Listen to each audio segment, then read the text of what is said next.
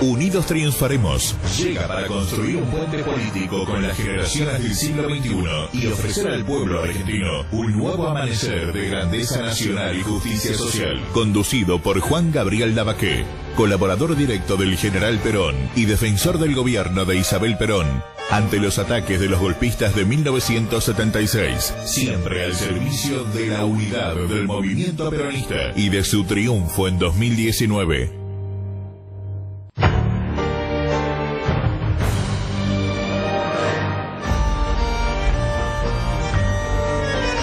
Buenos días, como siempre, martes a las 12, bueno, no tan en punto, pasaditos, algunos minutos.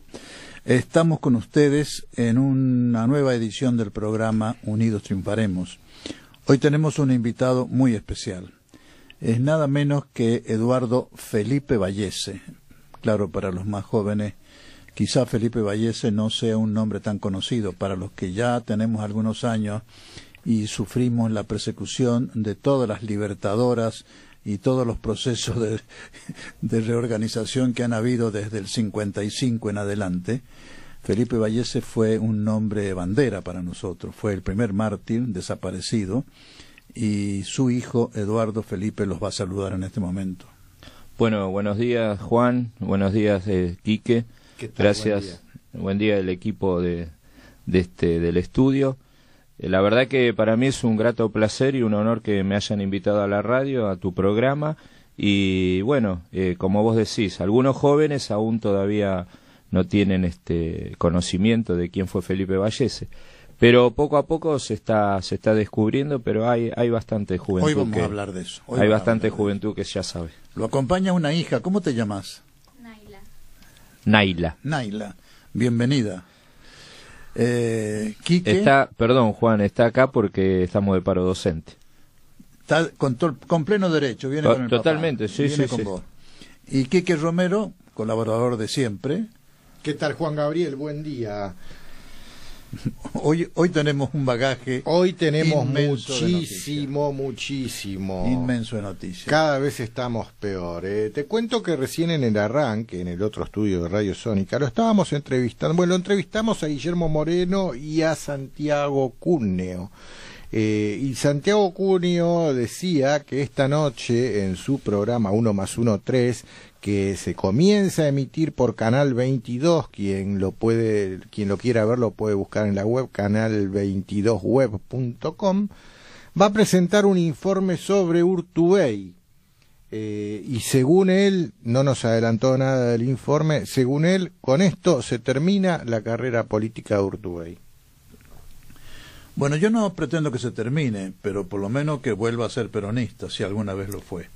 Porque las cosas que está haciendo Urtubey ya exceden todos los límites de lo soportable para un peronista y para un argentino, ¿no? Porque en definitiva es un gobernador que surgió por el voto del pueblo y que no está cumpliendo con el mandato del pueblo.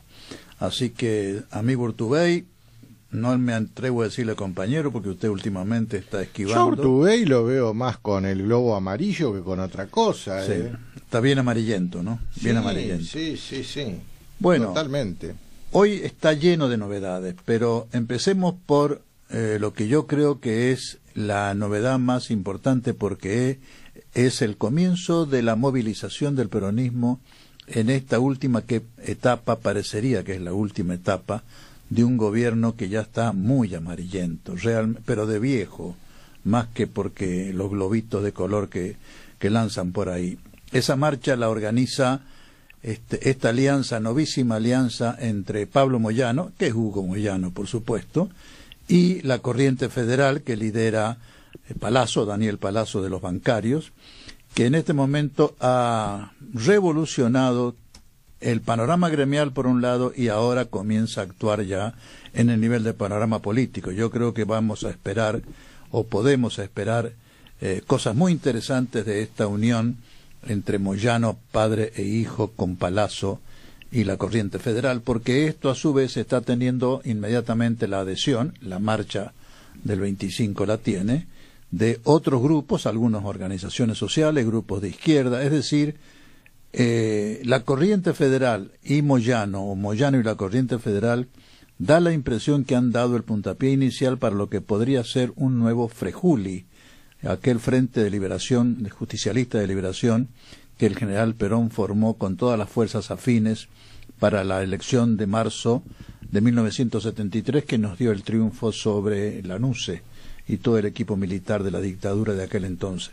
Bienvenida a la marcha, es a las 13, comienza en el Obelisco, donde va a haber un pequeño acto, y de ahí van a marchar hasta Plaza de Mayo, que se van a encontrar seguramente con una especie de cárcel, porque han transformado la Plaza de Mayo, o mejor, han transformado la Casa de Gobierno en una cárcel para el presidente, o a la inversa, la cárcel queda de las rejas para afuera, para que el pueblo no pueda acercarse al presidente.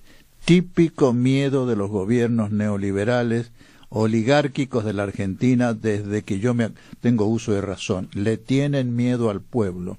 Este es el meollo central de la cuestión. Bienvenida a la marcha.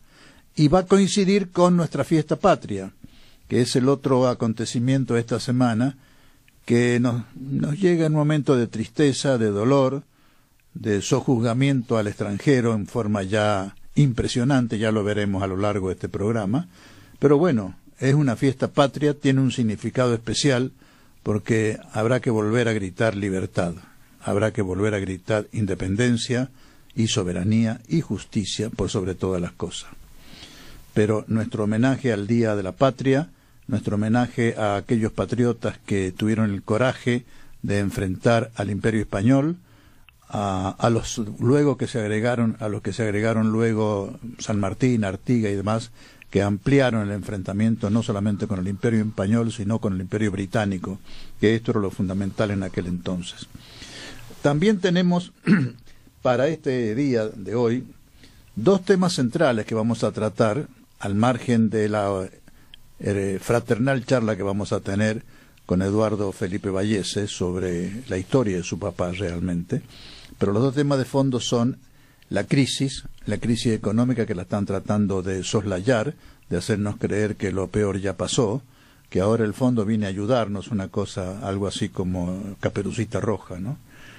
Y el tema que se ha transformado en tema de política nacional, que es el poder que ha ido adquiriendo la DAIA, la dirección, creo que es, de Asociaciones Israelitas Argentinas, que se ha transformado en la práctica en una quinta columna del Estado de Israel que actúa en territorio nacional al servicio de Israel. Y muchas veces, a pesar de que con eso perjudica los intereses argentinos. Ya en esto lo vamos a tratar con Quique. Quique es un especialista, conoce el tema. Y de paso, vamos a tratar, o por lo menos mencionar, dos temas de gran importancia. Los diarios no le han dado ninguna cabida prácticamente en sus páginas, pero en la tarde de ayer la Cámara Nacional Electoral ha rechazado, revocado, el fallo de la doctora Servini de Cubría, por el cual intervino el Partido Justicialista, de modo tal que la intervención dictada por ella queda sin efecto. Retoma José Luis Gioja, mi comprovinciano sanjuanino, la presidencia del partido, y esto es un cachetazo para los que querían dejar intervenido el Partido Justicialista como un elemento más de división y perturbación de nuestra vida política. De modo tal que bienvenido a este fallo de la Cámara. José Luis Gioja, te felicitamos, te damos un abrazo peronista desde acá, y adelante, hermano. Y finalmente, ya lo dijo Quique, queremos rendir un tributo, un homenaje a Santiago Cuneo, nuestro compañero y hermano, porque está siendo perseguido por la DAIA como la última víctima de la DAIA, y yo quiero desde ya anticiparles, no solamente con Quique hemos asistido al lanzamiento de su canal, el canal 22, junto con Radio City anoche, en el Golden Center del Parque Norte, sino que le he ofrecido personalmente mis servicios profesionales en forma gratuita desde ya a Santiago Cuneo para defenderlo de cualquier ataque que le quiera hacer judicialmente la DAIA. Y ahora, hace un momento, leo que te la leo la noticia título de Clarín en este momento. A ver. Stornelli denunció a Santiago Cuneo y pidió investigar si violó la ley antidiscriminatoria. El fiscal inició acciones legales contra el periodista por sus declaraciones televisivas en perjuicio de la comunidad judía argentina. Y también, bueno, el fiscal está reclamando al INADI y al ENACOM que informen y remitan toda actuación administrativa sobre el particular que pudiera existir. Bueno, esta es la costumbre inveterada de la Daya y va a ser el tema del segundo bloque. Con Quique vamos a dialogar, porque con Quique somos de los primeros que la Daya acusó de antisemitismo por nuestra crítica a las barbaridades, por no decir brutalidades, del Estado de Israel. Y le vamos a demostrar desde ya a Stornelli que el mundo entero, no solamente Santiago Cunio, Quique Romero y Juan Lavaqué, están denunciando estas atrocidades. El mundo entero. Tengo el recorte de Guardian, el diario británico. Tengo un artículo de Vargas Llosa del diario que publica el diario La Nación, escuchen bien, La Nación de anteayer, en donde es mucho más duro, ambos, tanto de Guardian como Vargas Llosa, más duro de lo que ha dicho el propio Santiago Cunio. La Daya se está extralimitando, se está constituyendo en un comisario del pensamiento nacional con objetivos políticos que podrían ser muy perjudiciales para la Argentina, y es acallar por el temor, por el terror que está creando a todas las voces que están criticando a Israel y que podrían llegar a ser silenciadas si Israel algún día hace alguna picardía en la Patagonia. ¿Me entienden, no? Bien, vamos a un corte y después vendremos con la editorial. En esta tierra, lo mejor que tenemos es el pueblo. Hagámoslo realidad triunfando, unidos en 2019. Ese es el objetivo de Unidos Triunfaremos, el programa de Juan Gabriel Lavaqué y sus colaboradores que se emite por Sónica Más.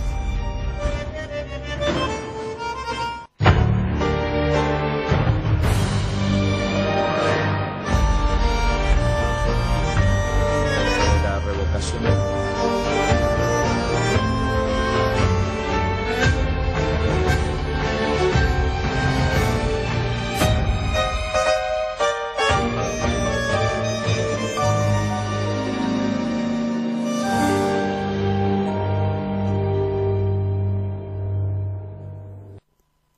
Nuestra editorial de hoy va a versar sobre el tema económico, porque los otros temas, comparado con la crisis económica que estamos sufriendo, empalidecen, sin ningún lugar a duda. Miren, la cuestión principal acá es que lo que ha fracasado es el modelo neoliberal que han instaurado los amarillentos en el doble sentido de la palabra. Sí, a ver, no confundan con ciudadanos orientales, chinos, sí, japoneses, no, estamos hablando del globo amarillo que nos vendieron. Es decir, son amarillos pero de ojos color de cielo, y no rasgados como los chinos o los japoneses.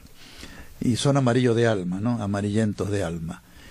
Ellos han instaurado un plan económico, un modelo económico, basado en la concentración de la riqueza. Esto hay que insistirlo.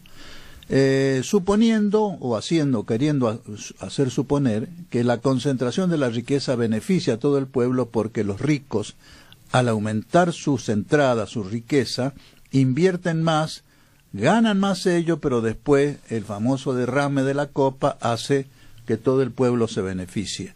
La experiencia de los argentinos es ya, yo diría, por decenas de años, por décadas, es que ese plus que todos los gobiernos oligárquicos neoliberales desde la Revolución Libertadora en adelante, pero antes de Perón también, ese plus de riqueza que les regalaban a los ricos a costa de los pobres, los ricos lo fugaban al exterior. Por eso hay 400.000 millones de dólares de argentinos en el exterior. Ha llegado la hora de decir las cosas con claridad. Esta concentración de la riqueza indefectiblemente produce recesión, más pobreza y termina produciendo inflación con este cóctel maligno que se llama stagflation, es decir, recesión con inflación simultáneamente, y crean con esto el panorama o el escenario ideal para la fuga de capital. Mantienen un dólar fijo y aumentan los intereses, la tasa de interés en peso. Miren, es calcado lo que está haciendo Sturzenegger por un lado, Duhovne por otro, Caputo por otro, comandado por el jefe de la banda, porque ya es una banda, de concentradores de capital y fugadores de capitales al exterior. Entonces, este modelo hay que atacarlo en su base. No es un error que cometió Peña el 28 de diciembre. Sí, cometieron errores porque además de todo son perfectos ineptos. No saben manejar ni la economía y mucho menos la política de la Argentina. Son ineptos, pero no han cometido errores. Han cometido latrocinios, pasos intencionados para concentrar la riqueza, poder fugarla y con eso dejar al pueblo tendido en la mayor de las, o en la más extrema de las pobrezas. Esto hay que decirlo con todas las letras. De esto no se sale con una ayuda del Fondo Monetario, ayuda entre comillas, porque el Fondo Monetario es el mismo de siempre. Nos quieren hacer creer que es otro, que cambió, que la señora Lagarde no es la señora Ann Kruger, y sí, no son las mismas personas. Aquella era más petiza, más gorda, esta es más flaca, más fea, dicho sea de paso sin querer ofender a nadie, pero es más fea, pero tiene modales franceses, no es norteamericana, un poco áspera como son norteamericanos, es melosa como los franceses, pero el cuchillo o el facón que se traen bajo el poncho es el mismo. ¿No? Modales franceses tendrá, pero tiene una condena en su país por su actuación cuando era ministra de Economía de Sarkozy por desvío de fondos públicos. Sí, pero como es favorable a la oligarquía, eso no es corrupción. Estás equivocado, Quique. Eso es un desliz. Es un desliz. Los corruptos somos nada más que los nacionales y populares de cada país, porque este es un drama que se repite en Europa, en Estados Unidos, en Asia, en África, en Oceanía, en donde sea, porque es un problema universal. Es un poder inmenso, más financiero que económico hoy, más financiero que industrial, que quiere concentrar la riqueza del mundo y de paso gobernar al mundo. Este es el fondo de la cuestión. Esto no se soluciona yendo al fondo, se empeora yendo al fondo y ya lo van a ver ustedes. Desgraciadamente lo vamos a ver y lo vamos a sufrir. Esto se mejora con una propuesta de economía humana, nacional y popular. Humana, nacional y popular. Al servicio del hombre y de la nación, quiere decir esto, del pueblo en general. Hay que potenciar el mercado interno porque esto es el porvenir económico de un país. No las exportaciones en base a bajar salarios y competir con salarios de hambre con China, con Tailandia o con Malasia. Eso no es economía popular y menos humanista. Hay que expandir la producción nacional, no achatarla como hacen ahora dejando entrar productos importados de países esclavistas prácticamente, de mano de obra muy barata o esclava, para tener que bajar los costos, como dicen ellos. No son costos, es distribución del ingreso, que es distinto. ¿De qué costo me están hablando? Hay que tender a un permanente desarrollo de tecnologías modernas y aplicación. Cuando Perón, él redactó personalmente, o por lo menos la controló, la redacción de la Ley de Inversiones Extranjeras en 1973, ya antes de subir, Gelbar estaba preparando esto a través de su pacto social con Rucci y compañía. En ese momento ya Perón incluía la transferencia obligada de tecnología de cada inversor extranjero. Y por otro lado hay que controlar todo lo que es el manejo monetario y cambiario. El depósito que hay en los bancos es el ahorro de los argentinos. ¿Por qué lo van a manejar 5 sinvergüenzas bancarios extranjeros casi todos? ¿Qué tiene el HSBC o el Morgan o el Manhattan o cualquiera de ellos más que una cooperativa de argentinos o directamente el Banco Central, que es lo lógico? Si es ahorro de los argentinos, lo tiene que controlar el Banco Central. Entonces le quitamos la gallina al huevo de oro a la especulación financiera. Hay que controlar la salida de dólares. El dólar no es el ahorro, es el potencial de importaciones, y de soberanía argentina frente a las monedas extranjeras. ¿Por qué vamos a dejar que libremente se lo lleven? Son todos absurdos. En nombre de una supuesta doctrina económica del libre mercado, lo que están haciendo son crear las condiciones para un gran latrocinio nacional, que es lo que estamos sufriendo. Hay que atacar el fondo de la cuestión, no ir al fondo monetario, atacar al fondo de la cuestión, que de paso es atacar las recetas del Fondo Monetario. Este es el editorial de hoy. Vamos a un corte de nuevo y seguiremos. El justicialismo es una nueva filosofía de la vida. Simple, práctica, popular, profundamente cristiana y profundamente humanista. Hagamos la realidad, triunfando unidos en 2019.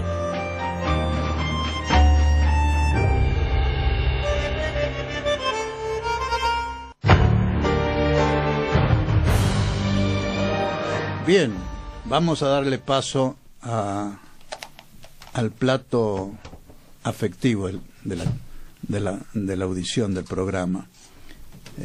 Eduardo Felipe Vallese.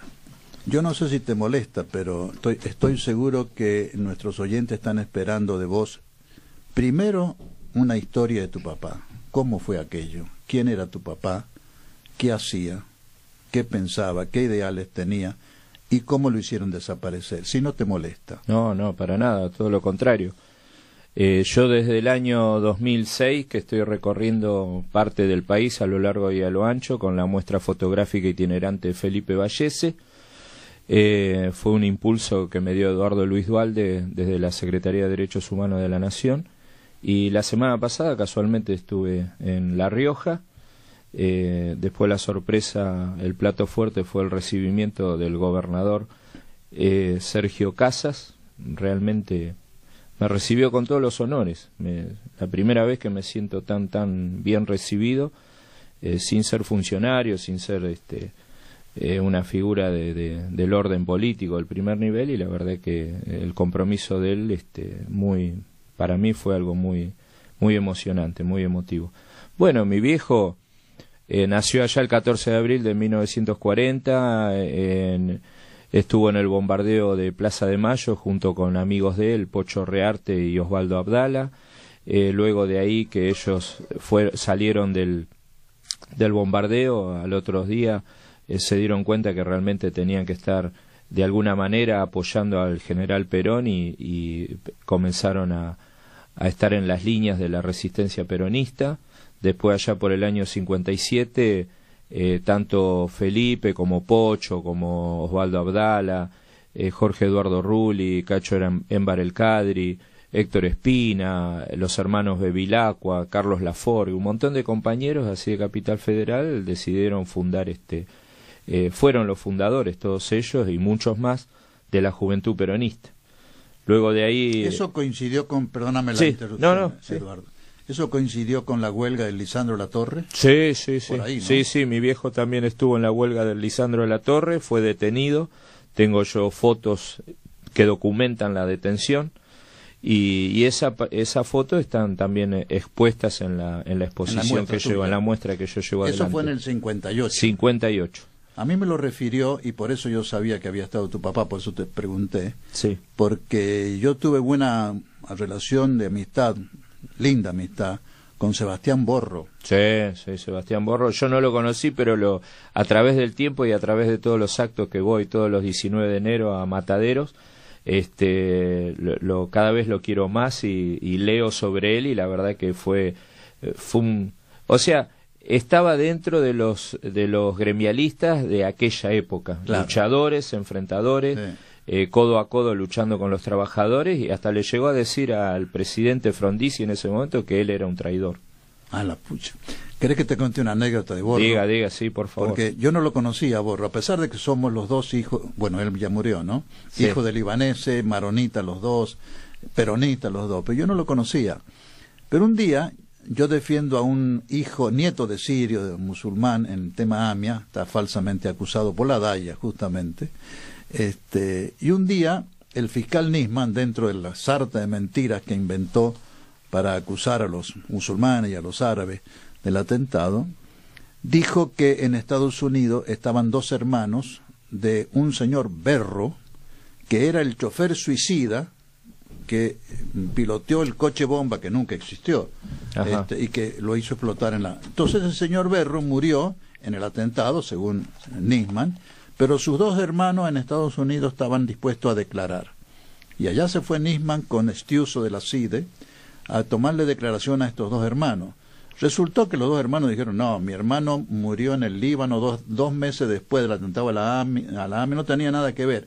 Pero este pícaro de Nisman vino ni mintió en forma descarada, y inició una investigación para apresar a alguien que fuera pariente y que pudiera decir algo del señor Berro. Y en árabe, Berro y Borro es el mismo apellido, porque la EO se pronuncia en una forma no como acá. Entonces lo agarraron a este señor Berro Borro, que era Sebastián, y lo tuvieron preso, detenido 24 horas y lo llevaron a declarar. Esto me lo contaba el propio Borro, hasta que aclaró, demostró que era un dirigente gremial que vivía acá hacía años y años, que nació acá, su papá era libanés. Lo confundieron con el imaginario Berro, imaginario suicida, chofer. Así lo conocía a Borro. ¿Y cómo esa historia así de Nisman no salió a la luz, no salió en las noticias? Este es el tema del segundo bloque y yo te invito a que te quedes. No, por supuesto, hasta el final. Es el poder inmenso que ha adquirido Israel y la Daya en la Argentina, que impiden que se conozca la verdad de todo lo que significa descubrir las picardías, sí, otra que picardías de Israel en la Argentina y en el mundo. Este es uno de los puntos. O sea que nuestros servicios de inteligencia no son nuestros, sino que estamos dirigidos por otros servicios de inteligencia. Patricia Bullrich, introductora del espionaje israelí en la Argentina, a través del Ministerio de Seguridad, ha permitido que haya 6 expertos del Mossad israelí dirigiendo los operativos de la CIDE, de la actual CIDE, que se llama AFI ahora. AFI. Sí, señor. Eso lo ha denunciado Leopoldo Moró, lo han silenciado, yo he repetido la denuncia, me han silenciado, y esto que le están haciendo ahora a Santiago Cunio de iniciarle una querella criminal, que ya lo conversaremos en la segunda parte, forma parte de la presión de la Daya para silenciar todas las críticas a Israel. Estamos en peligro de sufrir un verdadero comisariato del pensamiento, hermano. Sí, es muy triste. Pero sigamos con tu viejo, sigamos con tu viejo. No, bueno, mi viejo había estado ahí en la toma del frigorífico Lisandro de la Torre, fue detenido, te vuelvo a repetir, hay fotos que marcan la detención de él, están en la muestra.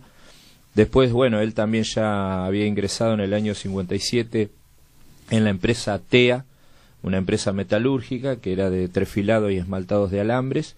Él trabajaba en el turno noche y se dedicaba simplemente a controlar las máquinas, el funcionamiento que tenían. Yo lo conocí a Osvaldo Abdal allá por el 2005 y me contaba historias de mi viejo y me decía que bueno, que mi viejo entraba a la fábrica, se reunían ahí los compañeros y él decía, quédense en un minuto en silencio. Escuchaba las máquinas y decía, listo, vamos a tomar mate que anda todo bien. Y cuando andaba alguna máquina media descontrolada, él se daba cuenta y los compañeros no entendían cómo él podía captar esa falsa sintonía de las máquinas.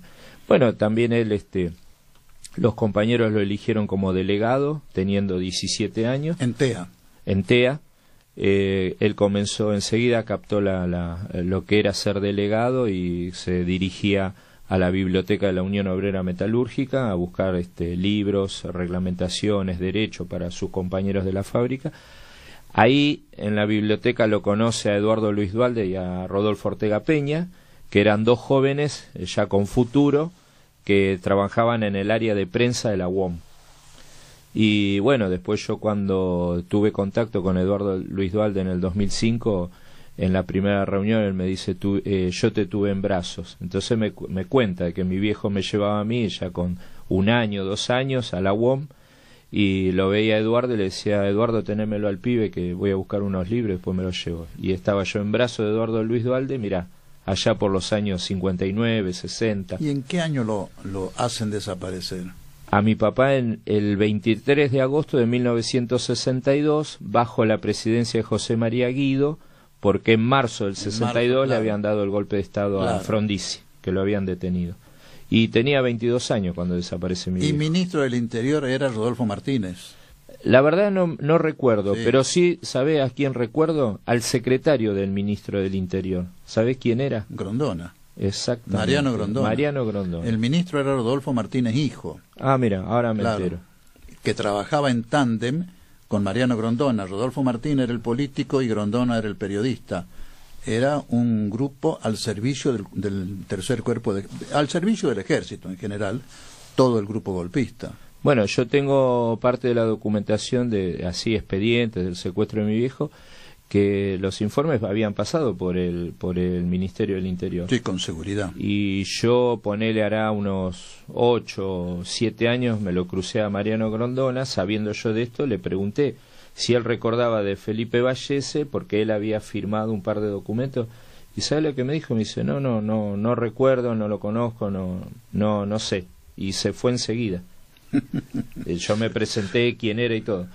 Y bueno, Grondona fue el ideólogo del golpe contra Frondizi y fue el ideólogo del golpe de Onganía contra Ilia.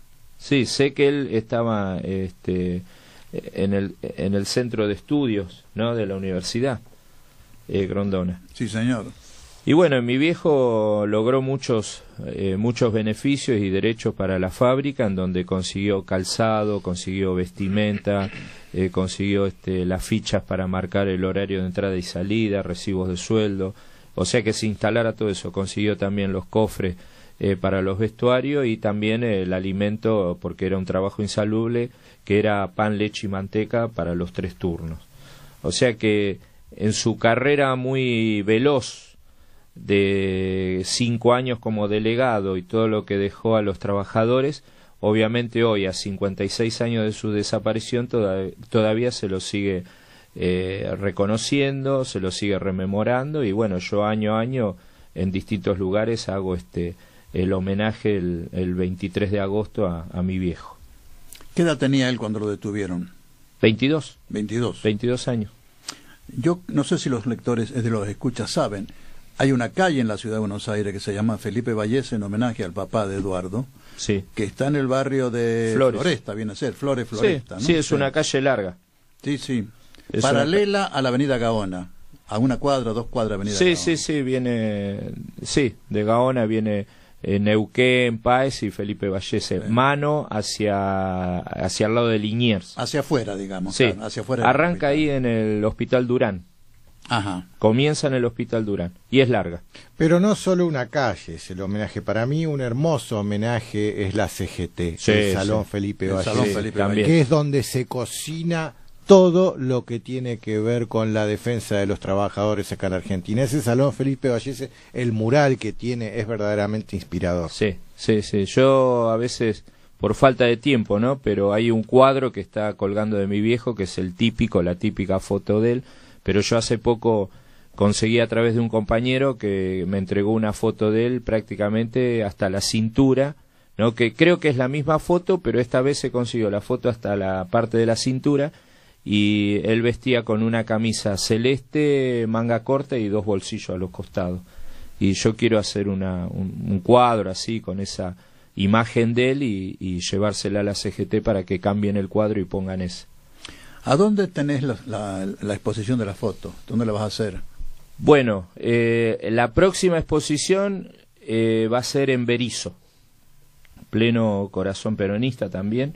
Estamos trabajando ahí con unos compañeros, Juan Goncebat, que es un compañero militante, un chico joven que sabe de la historia de Felipe, y que él está trabajando con el PJ para poder llevarla allá y bueno, también declararla de interés cultural en el Consejo Deliberante de Berisso. Después sí, también tenemos para el 15 de junio a ser instalada en el Sindicato de Trabajadores Municipales de La Matanza, que ya sería la segunda vez. Claro. Años atrás la llevé por primera vez y ahora la quieren nuevamente, y la verdad que yo en La Matanza siempre soy muy bien recibido, pero muy bien recibido. Ahí a través de Fernando Espinosa, Verónica Magario, del Ruso Dansky, de Daniel Barrera, de Mario Ortiz. ¿El Ruso Dansky? ¿Hijo de Isaac Damsky, el hijo? La verdad no sabría decirte, pero es Carlos Ruso Dansky, que fue diputado de la Nación por Matanzas. Ah, ya sé quién es, sí. No es el que yo digo, ¿no? No. Porque a este le decíamos también el Ruso Damsky. Sí, ruso tenemos varios. Buenos peronistas los rusos Damsky. Y bueno, y allá últimamente estoy hablando con Mario Ortiz, también está Hugo Melo, es el nuevo secretario de la UOM Matanza. Tenemos una linda relación y la verdad yo me siento cómodo. Vivo en Capital, pero bueno, ya siempre ando por provincia, caminando y pateando. Y bueno, hoy más que... Mirá, hace poco, ahora recuerdo, el 9 de mayo estuvimos con Lorenzo Pepe, en el Instituto Juan Domingo Perón, acá en Austria y Las Heras, Sí. en donde yo me hice un poco cargo de la convocatoria de toda la militancia, porque estamos buscando la unidad del peronismo. Desde mi lugar, desde mi humilde lugar como militante, estoy caminando por varias localidades y en donde la única palabra es la unidad del peronismo. Bueno, vos sabés que este programa se llama Unidos Triunfaremos. Unidos Triunfaremos, Estamos exactamente. bregando por lo mismo. Este programa es tu programa, vení cuando quieras. Bueno, Y gracias. te vamos a invitar más de una vez. No hay ningún No solamente problema. hablar de tu viejo, hablar del peronismo en Sí, general, sí, porque sí, es lo que... me parece que tenés algo que transmitir vos. Tengo mucho, la verdad tengo de mucho, acuerdo. día a día me voy empapando más, ya aparte uno, vos sabés bien que uno lo lleva en la sangre y realmente estamos viviendo una situación difícil, complicada, yo no logro entender porque yo no soy economista, pero te das cuenta que si vos no tenés un consumo interno dentro del propio país las cosas no caminan, es simple y llano. Cuando no entendés la economía es porque no te la quieren explicar para que no lo entiendas. Exactamente. Claro. Bueno, no le damos la despedida, no, te quedás. No, me Con quedo muchísimo hasta gusto, el te final. quedás y vienes cuando quieras. Vamos a tener más de una oportunidad de conversar con Eduardo Felipe Vallese, nada menos, ¿no? Vamos al corte. Nosotros te invitamos a reflexionar para que te sumes al desafío de construir desde la verdad. Ese es nuestro único poder. Recordemos, unidos triunfaremos.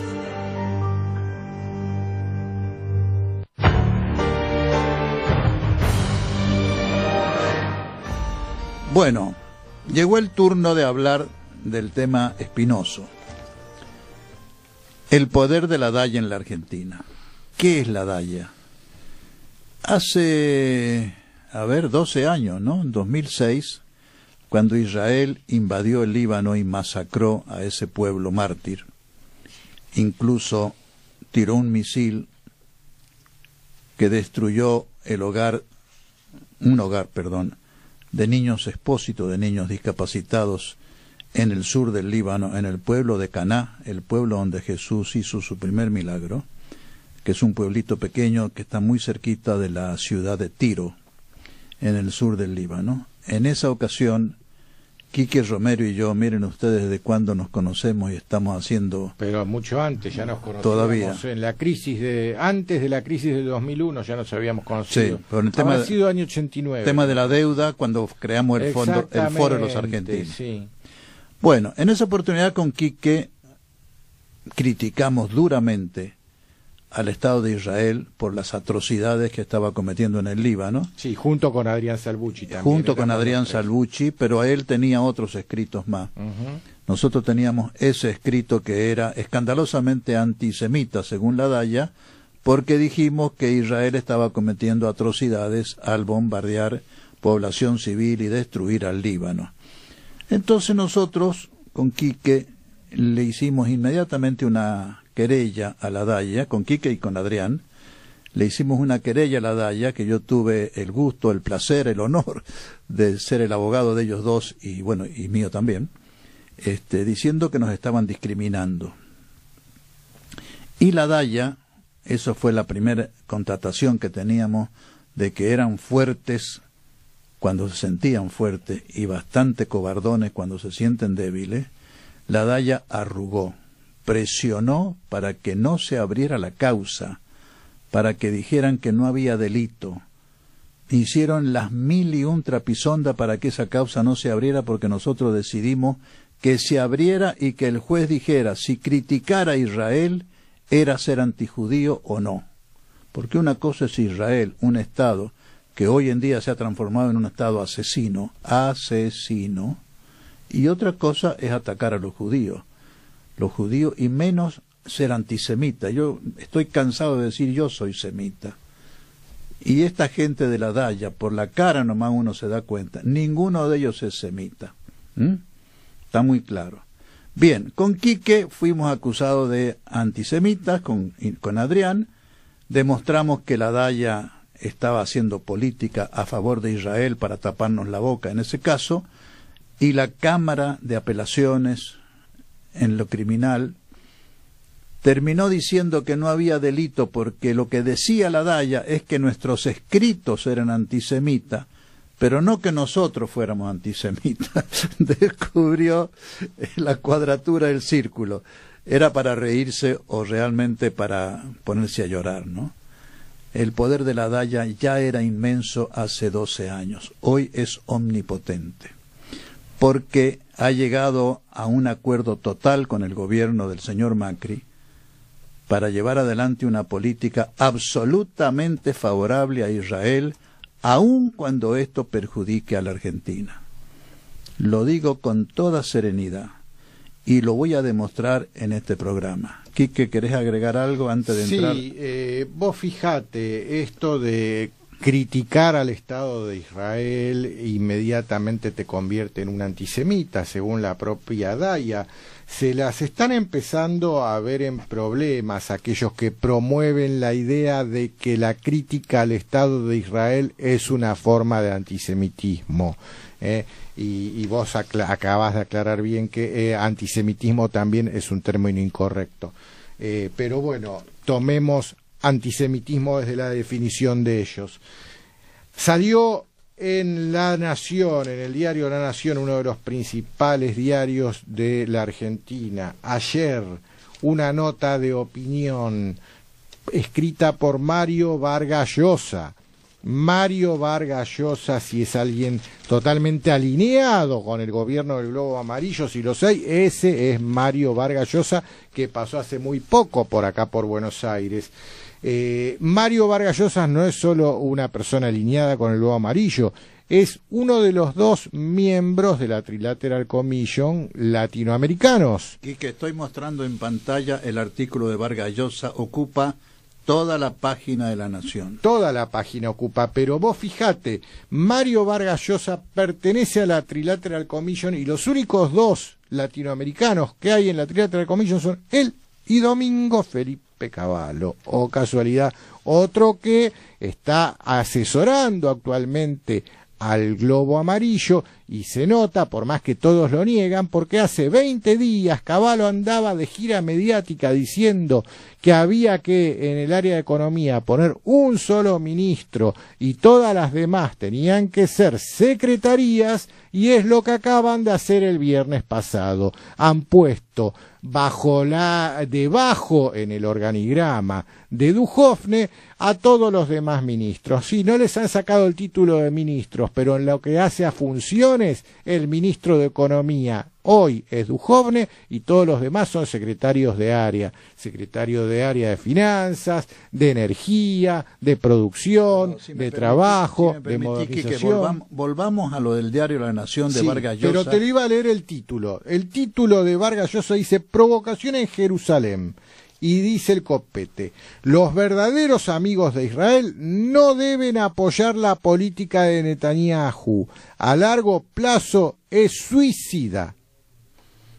Eso es la conclusión de Vargas Llosa. Pero Vargas Llosa, para llegar a esto, dice que Israel provocó en gran parte la cruel y estúpida matanza que se ha venido a añadir al suplicio que es ya desde hace tiempo la vida para los desdichados habitantes de Gaza. Mario Vargas Llosa. Esta política, lo que dijo Quique recién, está haciendo de Israel, que era amado y respetado, un país cruel, con un pueblo al que avasalla, mientras al mismo tiempo se proclama una víctima de la incomprensión y del terror. Vargas Llosa dice que Israel se victimiza como si fueran víctimas, pero que ellos son crueles perseguidores de un pueblo inocente. Convencido de su superioridad militar absoluta en toda la región, Israel hostiga sin tregua a sus adversarios, les roba cada día un poco más de territorios y, acusándolos de terroristas y de poner en peligro la existencia del pequeño Israel, los tirotea y los hiere y asesina a mansalva con el menor pretexto. Esto apareció en New York Times el 15 de mayo, dice él, suscripto por Michelle Goldberg, lo que va a seguir ahora. Dice, describe Goldberg ahora, ¿no?, la fantástica concentración de extremistas israelíes y de fanáticos evangelistas norteamericanos que festejan con la apertura de la nueva embajada y la bofetada que fue para el pueblo palestino esta nueva afrenta infligida por la Casa Blanca y el Estado de Israel. Y finalmente dice Vargas Llosa, los verdaderos amigos de Israel, lo que leyó Quique, no deben apoyar la política a largo plazo suicida de Netanyahu y compañía. Es una política que está haciendo de ese país, Israel, que era amado y respetado, un país cruel y despiadado, con un pueblo al que maltrata y avasalla, mientras al mismo tiempo se proclama una víctima de la incomprensión y del terror. Eso ya no es cierto, si es que alguna vez lo fue. Vargas Llosa. Así que el que diga, como dice la Daya, que atacar las brutalidades de Israel es ser antisemita, nazi, judeofóbico y cometer el delito que ahora Stornelli pretende que cometió Santiago Cunio, que lea a Vargas Llosa, que lea todo lo que se ha escrito sobre esto. Yo mencioné la vez pasada a Finkelstein. Finkelstein es el autor de Judío norteamericano. Su familia fue perseguida, su mamá y su papá presos de los nazis.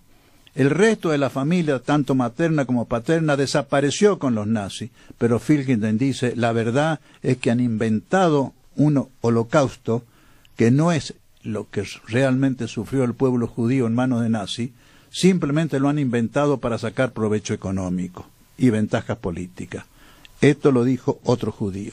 De modo tal que esto ya cansa. Pero miren, el poder de la Daya viene increyendo con Patricia Burri en el Ministerio de Seguridad y con la presencia del Mossad en nuestra AFI.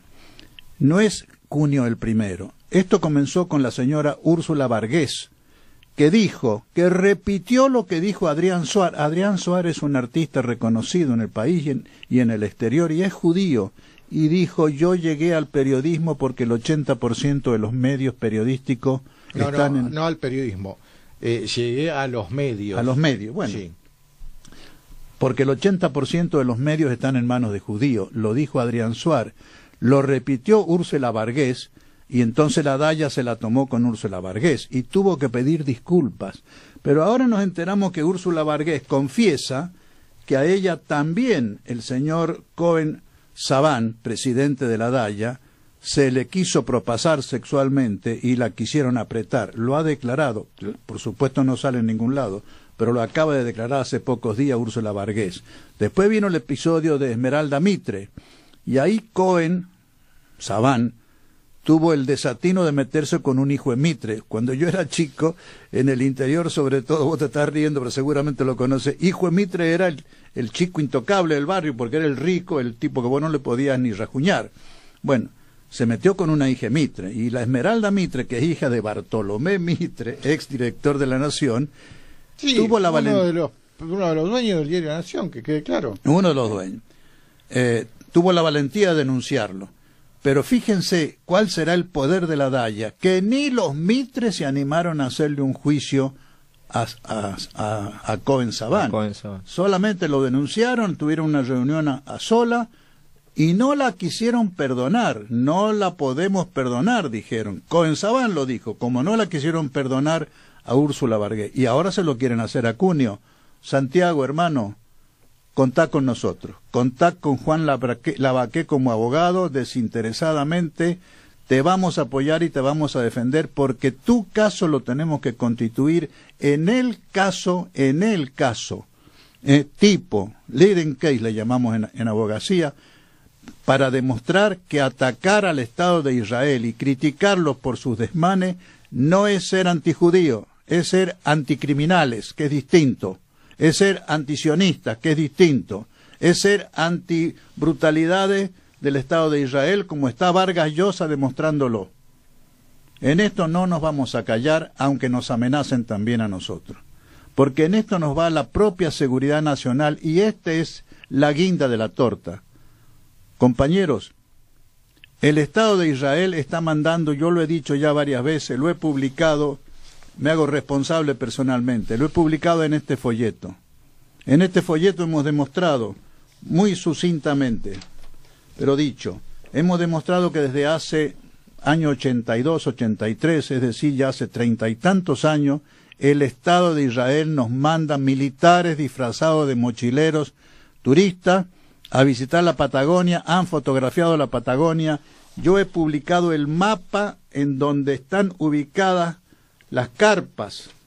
Acá está el mapa. Miren. Esta es la península de Magallanes. Está justo frente al Perito Moreno.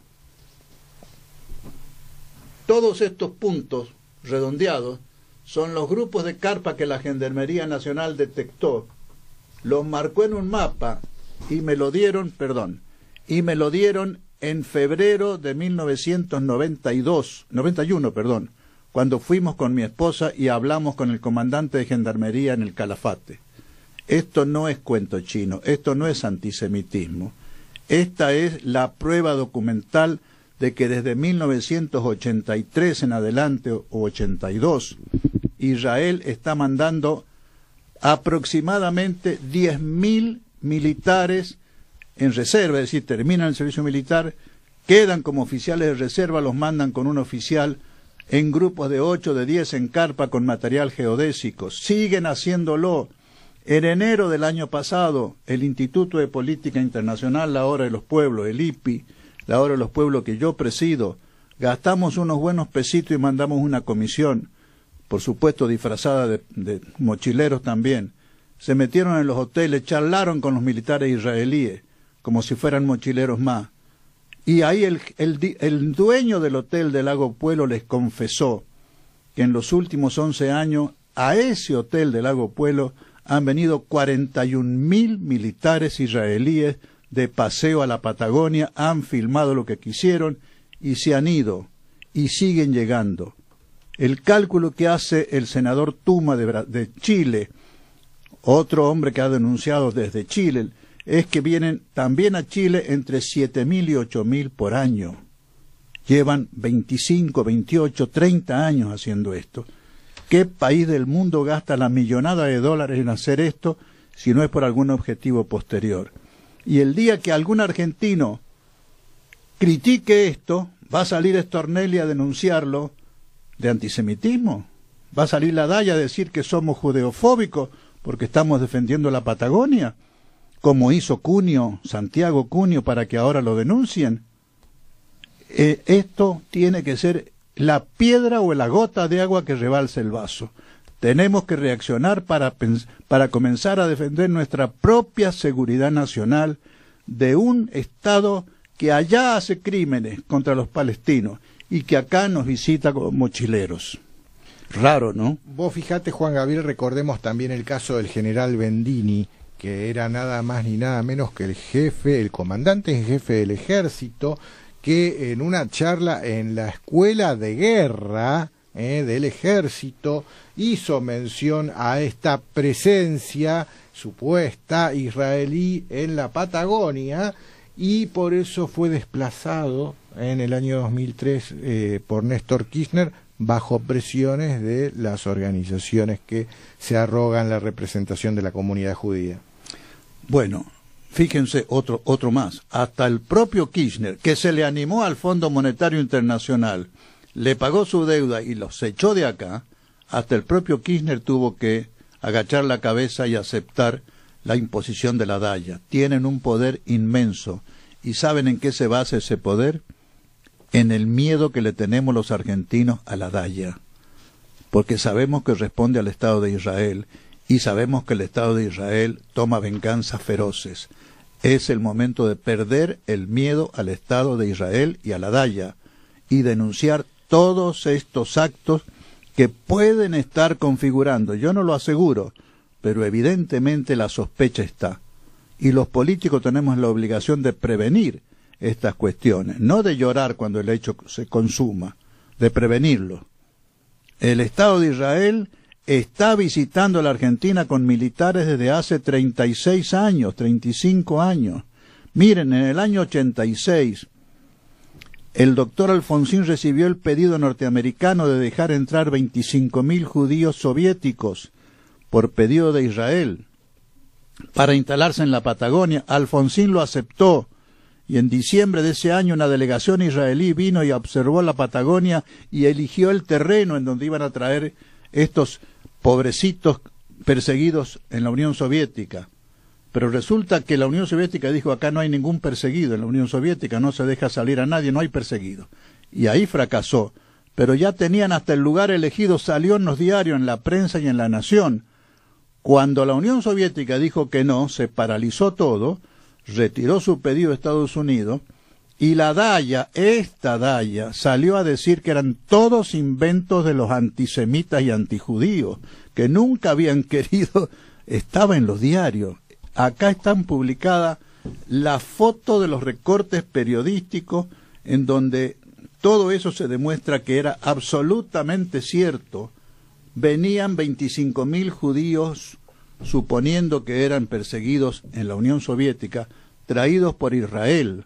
Y digo yo, si un país cualquiera, Estados Unidos, Gran Bretaña, cualquier otro país, manda oficiales de reserva, militares, en estas condiciones, ¿no vamos a protestar tampoco?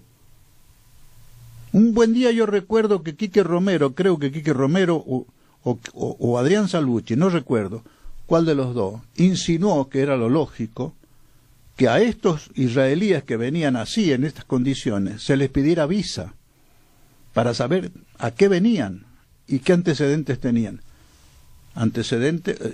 Este tema de la visa fue motivo para que la Daya también lo querellara a Adrián Salvucci. Son comisarios del pensamiento. Nos quieren hacer callar la boca sobre los excesos de Israel. Y acá termina la historia, la triste historia del poder de la Daya, que yo espero que en el caso Cunio lo usemos como el freno, el punto de inflexión en donde le decimos a Israel basta y a la Daya basta. Hasta acá llegaron.